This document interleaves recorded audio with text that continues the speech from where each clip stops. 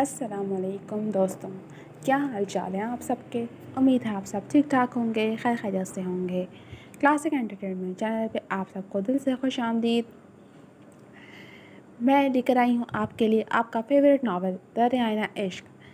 लेकिन नावल के episode start करने से पहले मेरी आपसे एक ही रिक्वेस्ट है कि अगर आपने हमारे चैनल को सब्सक्राइब नहीं किया तो जल्दी से सब्सक्राइब कर दीजिए और बेल आइकन को भी प्रेस कर दीजिए ताकि हमारे चैनल पे आने वाले तमाम नॉवेल्स की वीडियोस आप तक सबसे पहले पहुंच सकें।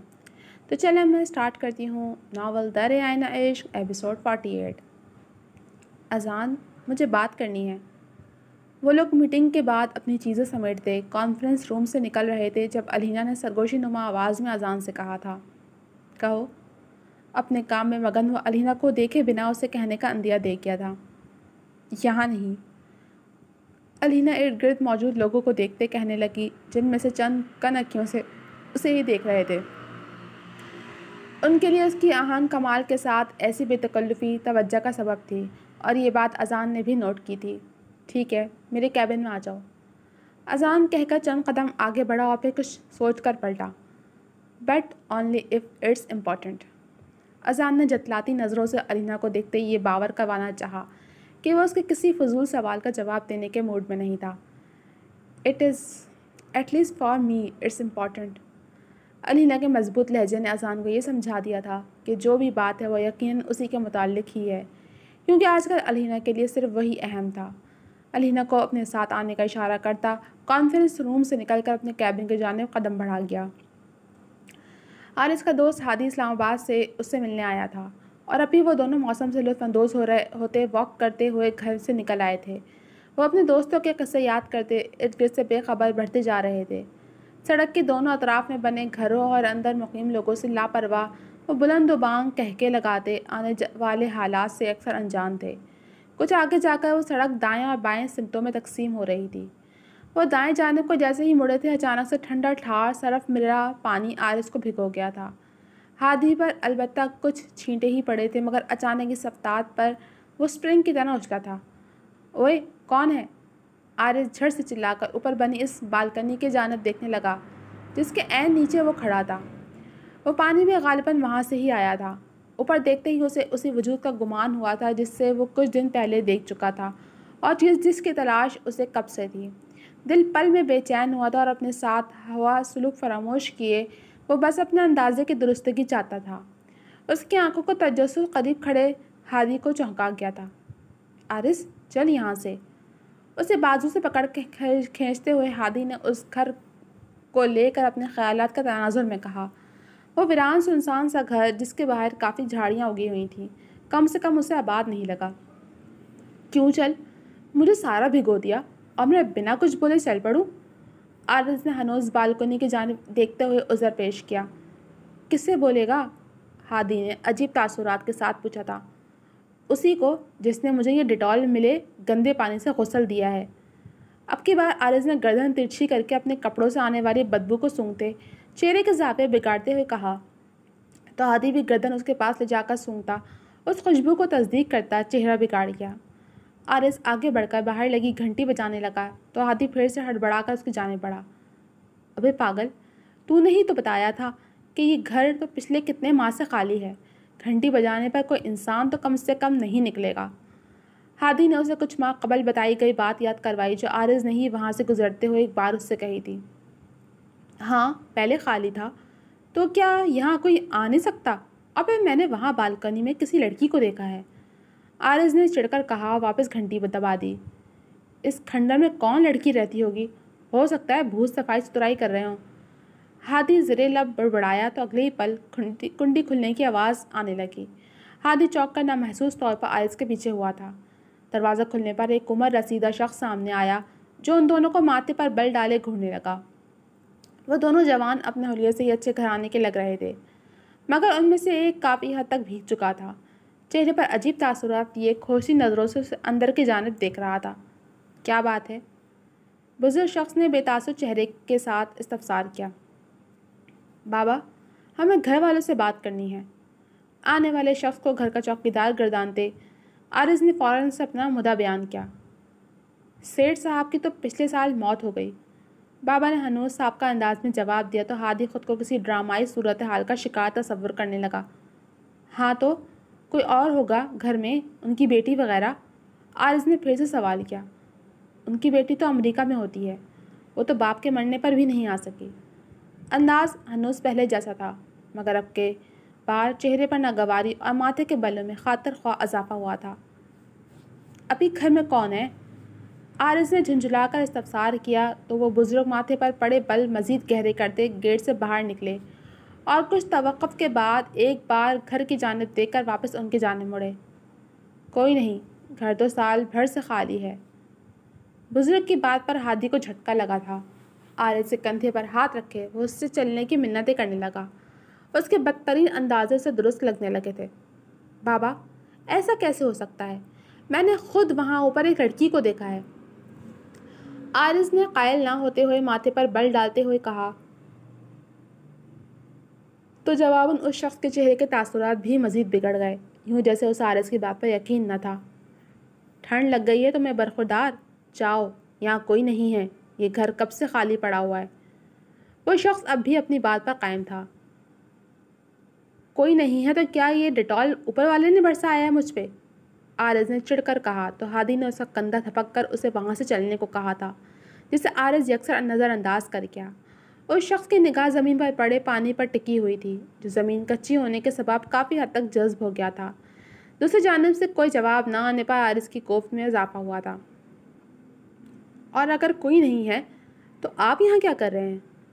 اب کی بار عارض نے تنک کر سوال کیا تو وہ بزرگ شخص کچھ گڑبڑایا۔ ہادی نے بھی سر ہلاتے عارض کے سوال کے ساتھ اتفاق کیا تھا۔ میں یہاں کا کیئر ٹیکر ہوں، خود کو کمپوز کرتے ہوئے شخص نے وضاحت دی۔ جب کوئی ہے ہی نہیں تو کس کی ٹیک کیئر کرتے ہیں آپ؟ عارض طنزی انداز اپنائے ماتھے پر بل ڈالے بحث پر اتر آیا تو سامنے کھڑے ادھیڑ عمر شخص کا موڈ بھی مزید بگڑا تھا۔ شاید بھوتوں کی، ہادی کی زبان سے پھسلا جسے صرف عارض ہی سن سکا۔ جواباً اسے اپنے پیچھے کھڑے ہادی کو کوہنی مار کر چپ رہنے کا اندیہ دیا۔ میں پہلے بھی بتا چکا ہوں کہ مالک مکان سال بھر پہلے مر چکے ہیں اور ان کی اولاد بیرون ملک مقیم ہے۔ میں بس گھر کی صفائی ستھرائی کرتا ہوں۔ گھر ابھی بالکل خالی ہے۔ اب جاؤ یہاں سے ورنہ میں تمہارے خلاف شکایت درج کروا دوں گا کہ چوری کی نیت سے یہاں آئے ہو۔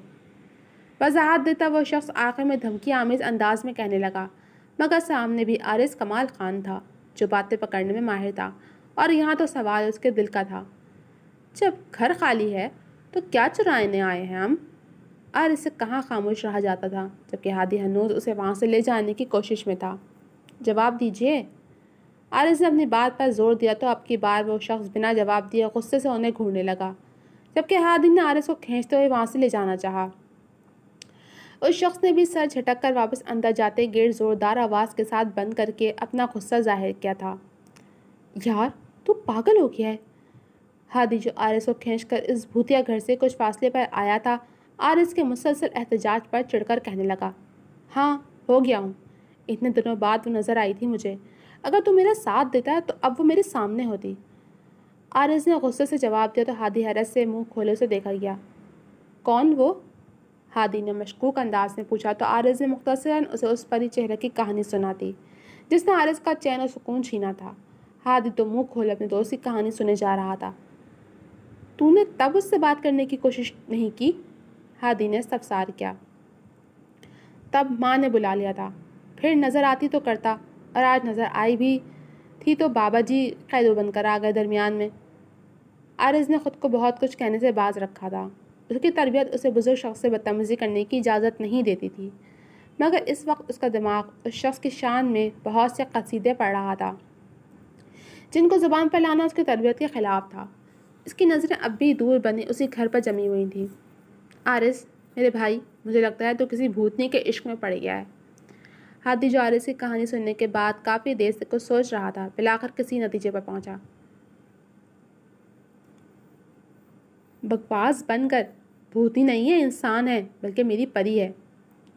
عارض نے اسے جھڑک کر کہتے آخر میں اس پری چہرے کو سوچتے چہرے پر مسکان سجائے ہوئے کہا تو ہادی کو اپنا دوست نیم دیوانہ لگا تھا۔ اذان، تم رات زہیب سے کیا بات کر رہے تھے؟ علینا نے اسے کیبن میں آتے ہی استفسار کیا تو اذان کو سمجھنے میں دیر نہیں لگی تھی کہ وہ کس بات کا حوالہ دے رہی ہے۔ ہمارے درمیان تو بہت سی باتیں ہوئی ہیں۔ اذان جانتے پوچھتے انجان بنتے اپنے پیچھے بنے کیبنٹ سے بلا وجہ فائلز تلاشنے لگا۔ تم دونوں کے درمیان جو آخری بات ہوئی تھی میں اس کے بارے میں پوچھ رہی ہوں۔ اذان کے سامنے آتے علینا نے سخت لہجے میں استفسار کیا اور ساتھ ہی اذان کے ہاتھ سے فائل لے کر واپس رکھتے اسے کندھے سے پکڑ کر اپنی جانب موڑا تھا۔ علینا، میں نے پہلے ہی کہا تھا کہ میں تمہارے ان سری سوالوں کے جواب دینے کے موڈ میں نہیں ہوں۔ اذان نے اسے اگنور کرنے کی ناکام کوشش کی تھی مگر علینا نے اس کے راستے میں حائل ہو کر اس کے ارادے ناکام بنا دیے تھے۔ وہ جان گئی تھی کہ وہ اس موضوع سے کترا رہا ہے مگر اب علینا اس سچ تک پہنچنے کی ٹھان چکی تھی۔ اگر یادداشت کام نہیں کر رہی تو یاد کروا دیتی ہوں کہ تم پوسٹ مارٹم رپورٹ کی بات کر رہے تھے۔ اس نے سینے پر ہاتھ باندھے اپنے لفظوں پر زور دے کر استفسار کیا۔ وہ سارا سچ اذان سے سننا چاہتی تھی۔ الہینا، لیٹ اٹ بی، مجھے اس سلسلے میں بات نہیں کرنی۔ ہمیشہ کی طرح وہ اس موضوع سے جان چھڑوانے کی کوشش میں تھا۔ اذان، میں نے تمہاری بات سن لی تھی، ڈیم اٹ، اور ساری رات اسی بات کو اور تمہارے رویے کی اصل وجہ کو کھوجتے بے چین رہی ہوں، اور تم کہتے ہو کہ تمہیں بات نہیں کرنی۔ علینا اس سے ایک قدم نزدیک ہوئی۔ اس کی آنکھوں کی سرخی اس بات کی سچائی کی گواہ تھی جن سے اذان نظر چرا رہا تھا۔ اب مجھے پورا سچ جاننا ہے، بات جاری رکھتے ہوئے اس نے کہا تو اذان نے اسے دیکھنے سے اجتناب برتا۔ جو سچے اور اپنی بات کے پکے ہوتے ہیں نا، وہ آنکھوں میں آنکھیں ڈال کر بات کرتے ہیں مسٹر لاشاری۔ اذان کی آنکھوں میں جھانکتے ہمیشہ کی طرح علینا کا اعتماد مقابل کے اعتماد کو ٹکر دے کر ڈگمگا چکا تھا۔ اس کا اتنا اعتماد اذان کے دل میں علینا کو لے کر پہلے سے سر اٹھانے جانے والے خیالات کو مزید پختہ کر رہا تھا۔ اس کے دل نے علینا کے لا علم ہونے کی گواہی دی تو دماغ پھر اپنی سوچوں کو لیے سامنے آیا تھا۔ ایسا تو ہو نہیں سکتا کہ زہیب لاشاری اتنا بڑا قدم اٹھائے اور علینا لاشاری اس میں اس کے ساتھ نہ ہو۔ اذان نے ماتھے پر بل ڈالے علینا کو جانچتی نظروں سے دیکھتے ہوئے کہا تھا مگر نظروں میں چھپا سوال علینا سمجھ گئی تھی۔ اور ایسا بھی نہیں ہو سکتا اذان لاشاری کہ علینا لاشاری کوئی قدم اٹھا کر اسے اون نہ کرے۔ اگر مجھے ایسی کسی بات کا علم ہوتا تو میں تم سے موبے سوال نہ ہوتی۔ علینا لاشاری کا ازلی دو ٹوک انداز اذان لاشاری کے شک پر ایک اور کاری ضرب کی طرح لگا تھا۔ علینا کی جو باتیں پہلے اسے ناٹک لگتی تھیں وہ اب سچ لگنے لگی تھیں، جو علینا کے لیے خوشائند بات تھی۔ تم خاموش ہو، اس کا یہی مطلب ہے کہ تمہیں میری بات پر یقین ہے۔ ڈیٹس گڈ اذان، میں سچ میں نہیں جانتی تھی کہ زہیب نے ایسا کچھ کیا ہے اور کیوں کیا ہے۔ اذان کو خاموش دیکھ کر علینا کی ہمت اور بندی تھی۔ تو یہ سوال جواب جا کر اس سے کرو، مجھ سے نہیں۔ اذان علینا کی نظروں سے نظر چرا کر کہتا پلٹ کر ٹیبل پر دھرے اپنے فون کی جانب متوجہ ہوا۔ کسی بھی طرح وہ اس بات کو آگے بڑھانے کا متحمل نہیں تھا مگر مقابل کے ارادے نیک نہیں تھے۔ اس سے بھی کروں گی اور بابا کے سامنے اس بات کو بھی لے کر آؤں گی۔ علینا نے کندھے اچکاتے اسے اپنے آگے کے لاہے عمل کے بارے میں بتایا تو وہ چونکا۔ جس ڈر سے وہ خود کچھ کہنا نہیں چاہتا تھا علینا وہی کرنے کے در پہ تھی۔ نو یو وانٹ، تم ایسا کچھ بھی نہیں کرو گی۔ ڈیڈ کے سامنے کچھ بھی کہنے کی کوئی ضرورت نہیں ہے۔ علینا کی جانب پلٹتا اذان تندہی سے کہنے لگا، اوکے فائن۔ علینا نے نرم لہجے میں کہا تو اذان ماتھے پر بل ڈالے حیران ہوا۔ کب اتنی آرام سے اس کی باتیں ماننے لگی تھی۔